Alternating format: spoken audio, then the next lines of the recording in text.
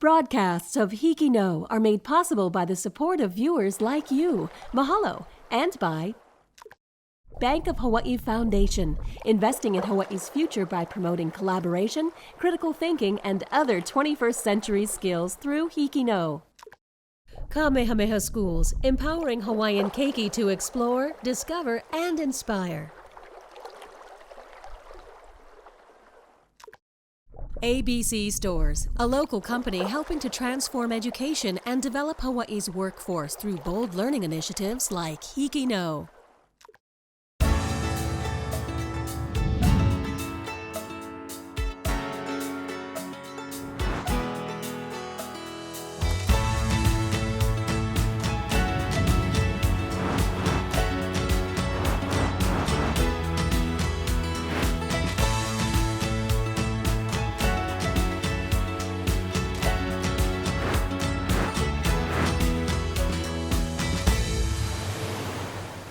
HIKI NŌ, Hawaii's new wave of storytellers.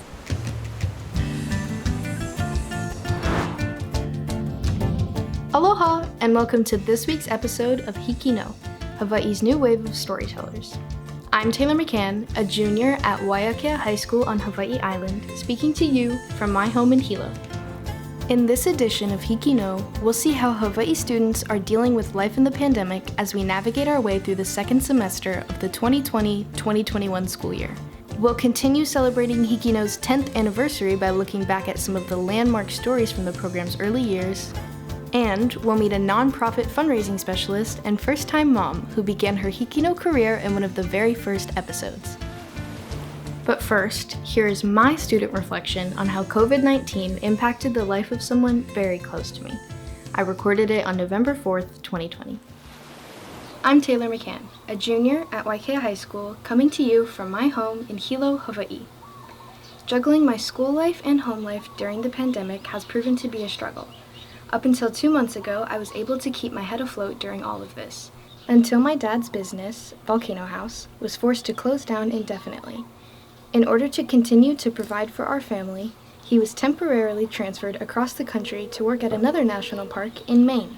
Your call has been forwarded to an audit. Coronavirus numbers are much more threatening on the mainland, which gives me anxiety about his health and safety. Hopping around multiple major airports puts him in contact with millions of different people. I know he's taking precautions during his travels, but there's no way for me to know if those around him are taking the pandemic seriously. Thinking about him getting sick while he's so far from our family really stresses me out. Thankfully, I can rely on my access to technology like Skype, email, and Zoom to stay in touch with him and how he's holding up. In the past few weeks, he has since been transferred again to the West Coast, and ever since, I've been counting down the days until he is able to make it back home to me and my family safely.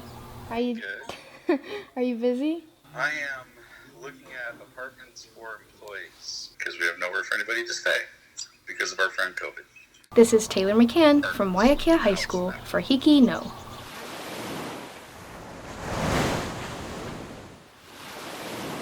Aloha, I'm Ethan Morse, a senior at Farrington High School, and I recorded the following reflection on November 1st, 2020.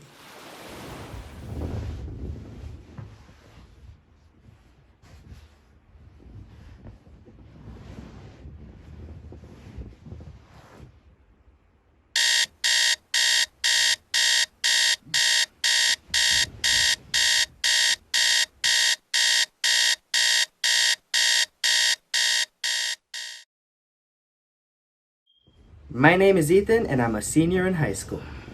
And honestly, at first it didn't seem too bad. But eventually, quarantine got to me.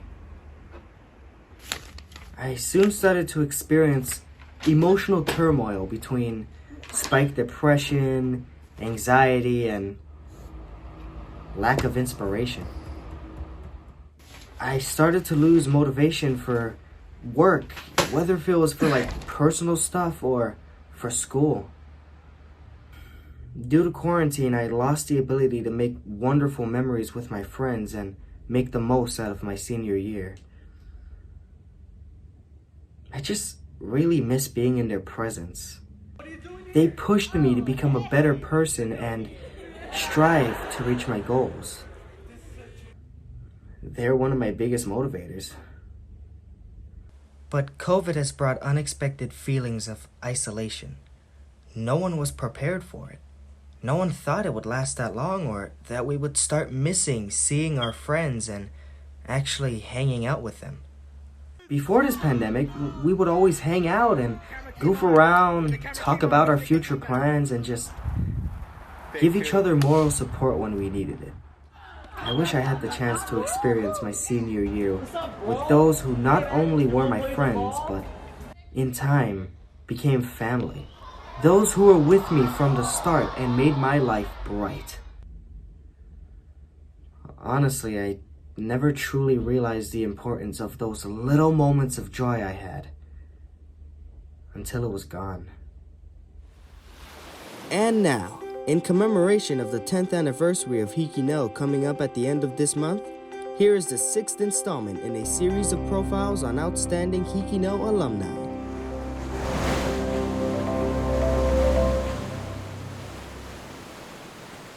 On this show, you'll hear from diverse voices across the island chain. I remember my teacher, Mrs. Murakami, telling us about this opportunity to host HIKI NŌ, and I remember me and my classmates telling her that we would love to do it, and we would love to go to PBS Hawaii and participate and see ourselves on TV. Our first story takes us to the west side of Oʻahu, where students from Waiākea. Before we introduce our first story, for the environment touched on by the students at I remember stepping into PBS Hawaii thinking that one day I want to work here. I do remember thinking it was like impossible. Like I just thought it was so cool. Like there's no way I could ever work here. Aloha, I'm Jenalyn Ramos. I'm Angelica Badua. I'm Karen Kaime. And I'm Aaron Putiquit. When Waiākea High School was a home-based school for HIKI NŌ, and I remember thinking, man, this is hard. This is harder than I thought. This is not easy. But being trained by professionals, I just thought like, we should get more credit for this in class because this is not easy. It's not just your usual class project. It's for the whole community to see. My mom's gonna see this on TV. From China with Love was basically about the two teachers who were trying to adopt from China. I interviewed the teachers. I was a writer and editor, but it was a team effort.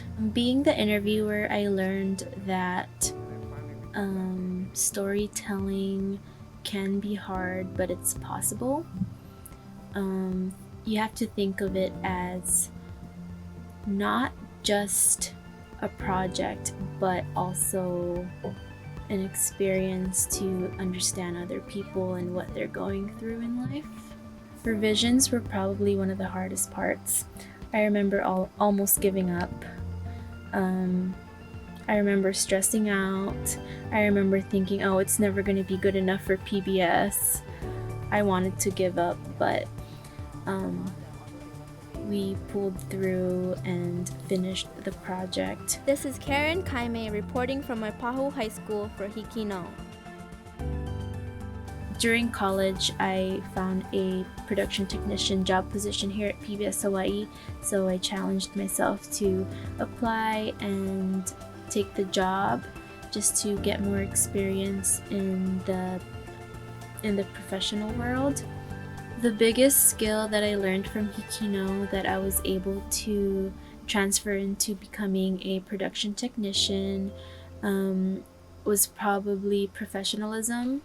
But trying to battle college and work wasn't really working out for me, so I did leave PBS for about a year.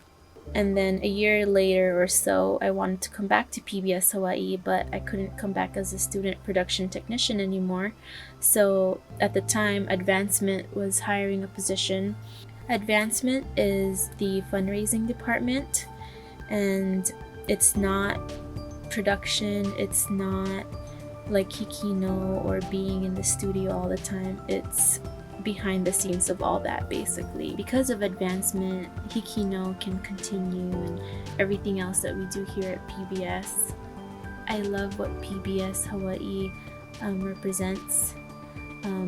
I love what we believe in, and that's representing the community, representing the state and our cultures, and that's one of the biggest things that I love about being here. On August 14th, 2020, I gave birth to my baby girl, Alana Bell Mason. I'm 26 years old, and now I'm a mother, and I'm still working at PBS Hawaii.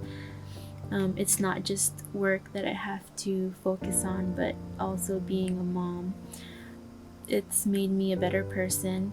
It motivates me every single day to do my best. If my 16-year-old self was to look at me now, I would think that, wow, she's come a long way. I want to be like her.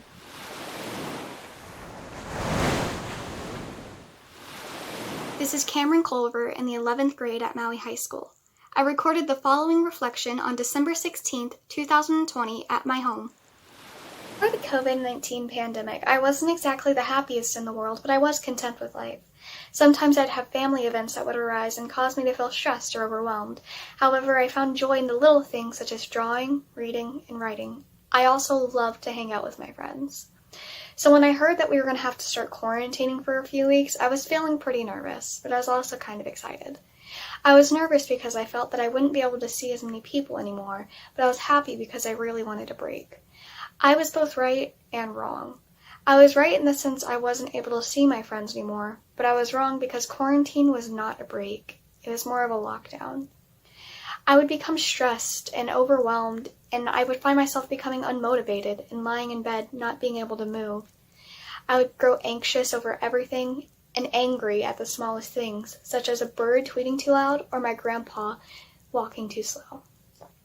I decided that I needed an attitude change and started by distracting my mind with things that I love to do. I would spend hours a day drawing, listening to music, and not giving myself enough time to focus on the bad things in the world. And even though I'm not as great as I was before it started, I'm better than I was when it began, and that's a beginning. Continuing the celebration of 10 years of HIKI NŌ, here is a story from Season 1 by students at Hana School in East Maui. It was the first of many stories on how the depletion of natural resources impacts the lives of Native Hawaiians.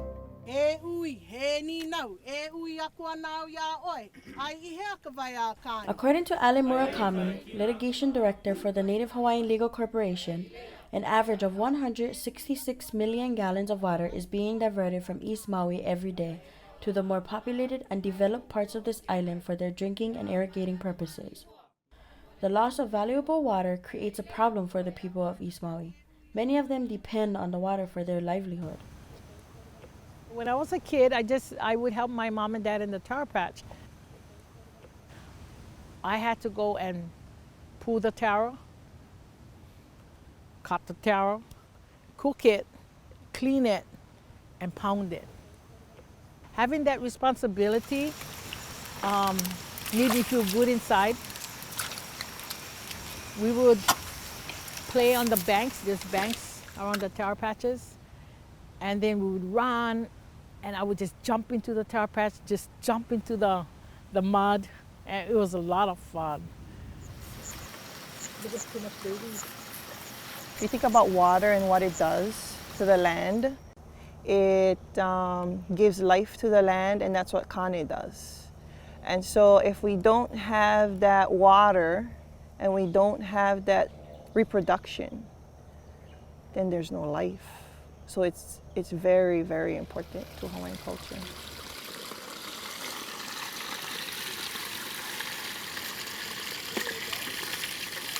To have all that water and to have all that life in the stream, and then all of a sudden, no life.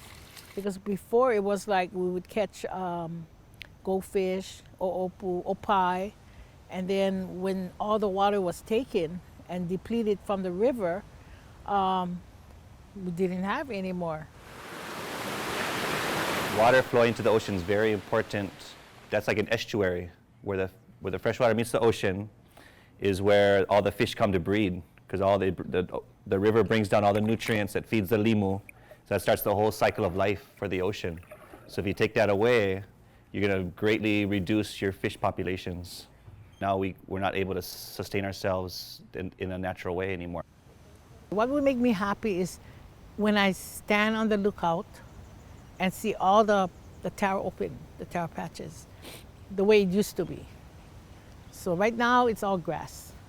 So, but I'd be really happy if somebody opened it. The people of East Maui have hope for the future, but where will they be without the most basic element of life? Like their ancestors, the question is still being asked, where are the waters of Kane? This is Jorah Tolentino Smith for Hana K-12 School for HIKI NŌ.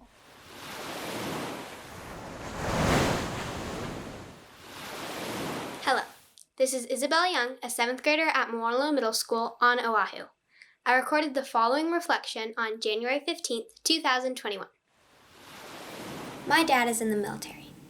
Sometimes when your parent is in the military, you have to do some things you don't exactly want to do. Like moving, making new friends when you move, and having to deal with your parent getting deployed. My dad has been deployed before, to Kuwait, for a year. I remember that I got to talk to him all the time, and he came home to see us on holidays. It was still hard for my family, though. I went from seeing him every day to not seeing him in person for months on end. Now he is deployed again, but this time it is a little different. Since the coronavirus hit worldwide, countries have tightened their restrictions for travel. Where he is deployed, he can't come home to see us at all, and I can't talk to him as much because he's working a lot. It is like last time he was deployed, except instead of seeing him every couple months and talking to him every other day, I talk to him maybe once a week, and I may not be able to see him until he comes back for good. However, something that has helped me is making care packages for him. I like going shopping for him and imagining how happy he might feel by receiving what I picked out for him. That way, for just a second, it makes me forget he is so far away.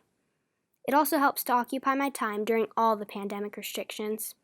I may not be able to see him every day, but I know now that with my family by my side, I will be able to get through this. Continuing our celebration of 10 years of HIKI NŌ, here is a story from Mid-Pacific on Oʻahu. It's an early example of how a well-thought-out dramatic structure can result in a highly compelling story.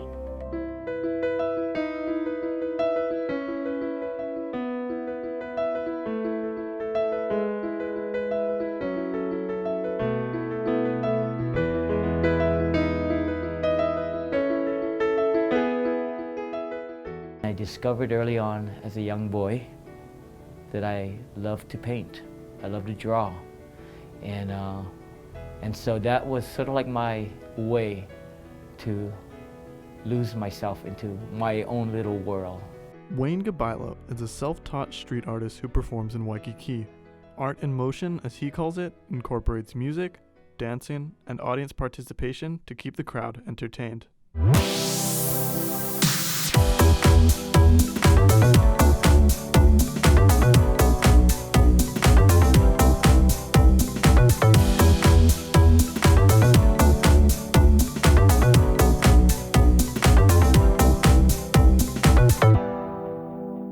A key feature of his style is that it looks like a chaotic mess of flying paint, ripped up newspaper, and bottle caps. It looks like something any child could do, until the final product is revealed. Wayne and his brother started out in entertainment as a juggling act, but as a painter, he got his idea for a show while observing a bartender, flipping bottles while making drinks. Then right there the light bulb went up. Oh, maybe I should do a show while I'm painting.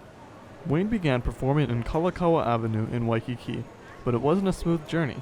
Ironically, it was his success at attracting a crowd that led him to almost stop painting and start looking for another line of work. Eventually, the crowds would get bigger and bigger and bigger.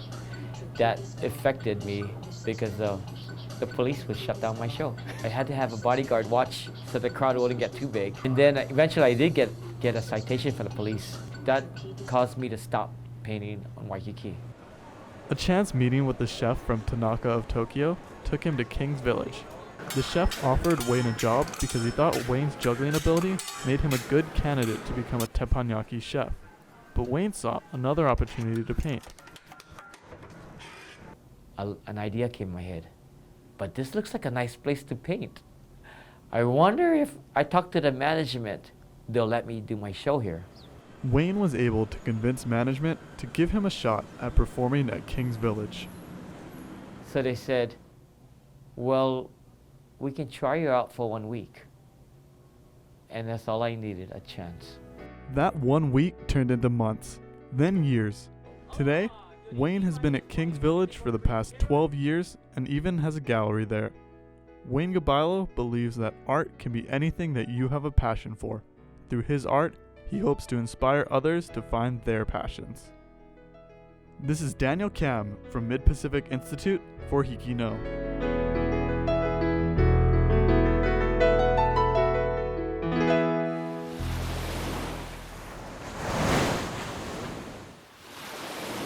Hi, my name is Holden Ania, a junior at Sacred Hearts Academy on Oʻahu. I'm recording this at my home in Ewa Beach on January 10th, 2021. COVID-19 forced me to rethink my lifestyle and establish a new routine. It was difficult, but there are some bright spots too. During lockdown, I felt isolated from everyone and everything.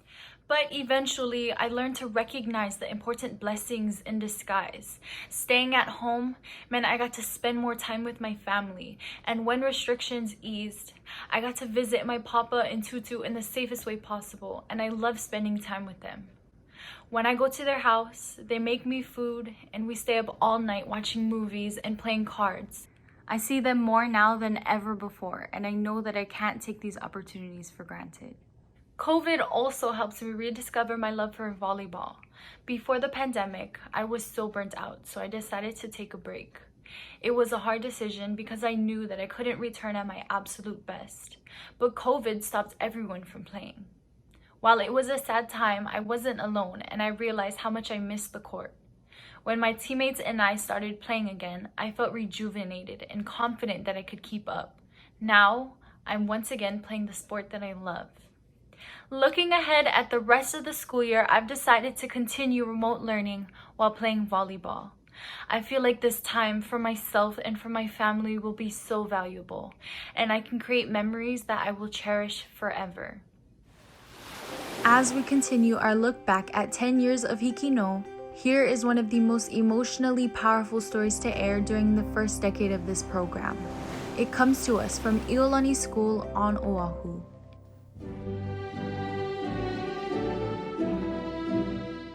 Summer Kozai graduated from Iolani School in 2000. After an MBA from Northeastern, she returned to Hawaii to work as an auditor for the federal government. Summer Kozai. But at age 26, after a trip to the Marshall Islands, Summer fell sick with severe flu-like symptoms. On April 24th, 2009, I felt really sick, and so I went to Queen's Hospital to the ER, and as soon as I got there, I went into shock. And after the point where I told them I couldn't breathe, I can't really remember anything. Bacterial meningitis is a potentially life-threatening disease. It can cause paralysis, gangrene, stroke, brain damage, and even death.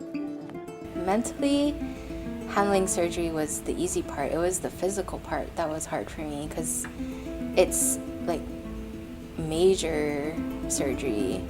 I had, I think, not really a full idea of how major it was at the time. Summer became a quadruple amputee as a result of complications from meningitis. Summer's diagnosis was the most medically severe case that I've ever seen and that I've ever worked with. She is a fighter. I mean, I've never seen anyone that has this tenacious spirit that she would never give up. It wasn't an I can't attitude. It was always I can, I will, I must. This is how my life is going to be and I'm going to do it.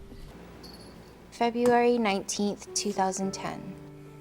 The power of positive thinking has a great deal to do with success in life. I really understood that power at the point where there was no option but to see the good in life. It has to be a conscious choice to see what could have been and be grateful for what is. There are times when the pain is ridiculous, but then I have to be grateful that I'm able to feel. I need to tell my story. Every time I share it, I get stronger. One day soon, I'll walk into chapel and share my story. I'll tell the kids that I was them and that they need to listen and learn while they can. Peace and love, Summer. I feel so blessed to know Summer. You know, for years it was, I'm going to walk into chapel. You've probably heard that, you know, I'm going to come into chapel. She's got a lesson for all of us, you know. We get so caught up in things that are so manini and make them so big. She's a role model. She lives bigger than most of us do. If someone had told me when I graduated that I would be back here doing an all-school assembly, I think I would probably freak out since I barely could get through speech class in 9th grade. That being said, I've been through... March 10th, 2010. Being positive with regard to my situation requires a strong will to consciously focus on only happy things, because it's so easy to visually recognize reasons to be upset with my new life. I'll always miss what I physically lost. I'll never again be able to feel my toes in the sand or feel an engagement ring on my finger, but I'm not angry. I'll feel the ocean again, and I'll find someone who makes me so happy that a ring won't matter. See, there are always two sides. To sum it up, a long time ago, I made a promise to myself to always live my life with grace and to always try to take the high road, however difficult the situation was. I'm always thankful for what I have and who I am, because I know that this is nothing compared to another person who is hurting just as much, but for other reasons. Grace and the high road, that's the way to go. Thank you for watching this week's episode of HIKI NŌ. We hope you've enjoyed the work of Hawaii's new wave of storytellers as much as we've enjoyed sharing it with you. Be sure to tune in next week for more student reflections on life in the new normal and for our continuing look back at the first decade of HIKI NŌ. Can do.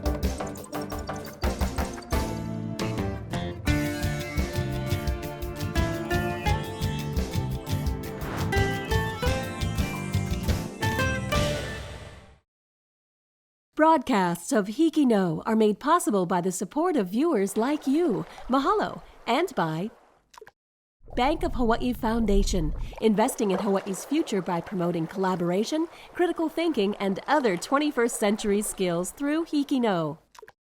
Kamehameha Schools, empowering Hawaiian keiki to explore, discover, and inspire.